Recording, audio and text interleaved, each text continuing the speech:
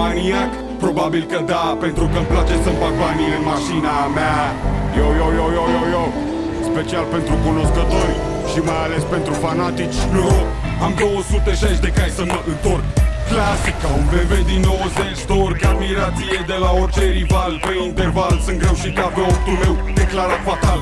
Îmi place genul de mașină cu prezență scenică, dramatică, enigmatică, singuratică, animalică, încă de mic.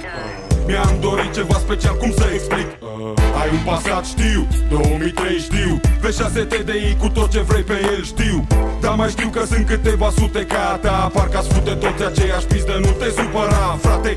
Dau pe spate mai repede când văd un Golf 3 carosat umflat, vibrând, sau vreo torpilă de 2 metri tunărită, modificată la volan vreo fată. Băi tată, hai, lasă-o-n pula mea că nu se mai poate așa. Ai banul să-ți cumperi un dar nu ai bani să o faci a ta. Niște spoilere și alte accesorii, dă-i o vopsea galben sau ceva și mai excentric, a la America. Curcubeu, cameleon sau cum vrei tu să îi zici, în ton cu orice sezon, portocaliu, violet, verde aprins perlat. M-a stresat în pula mea atâta gri metalizat. Pune-i roți, Marc, BBS, Santera sau niște croame garantate să-ți fure privirea. Elegant fântează-le pe obstacole și adă încet, că graba strică orice efect. Simt tovară și în mașină și cu bani și în bagaj.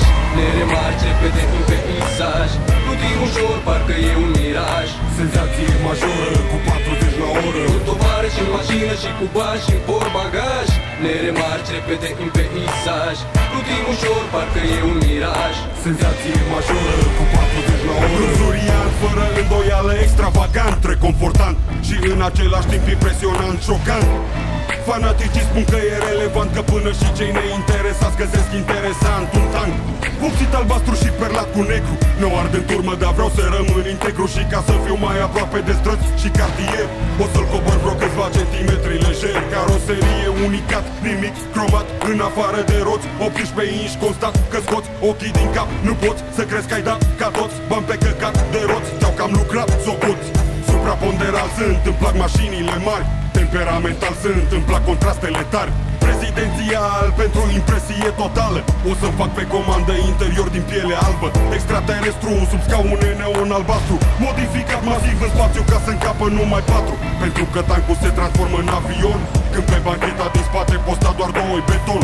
Pe final precizez despre cum o să auzi și pe unde poți să vezi DVD normal, niște ecrane în tetiere, ca să nu poți să spui că nu e o plăcere. Vreo 4000 de vas putere, pentru că cine știe, știe și cine știe cere. Asta-i tot, ne vedem pe străzi. Te lasă, îți combin mașina cu ce crezi. Cu tovară și în mașină și cu bani și în bagaj. Ne remarci repede în peisaj.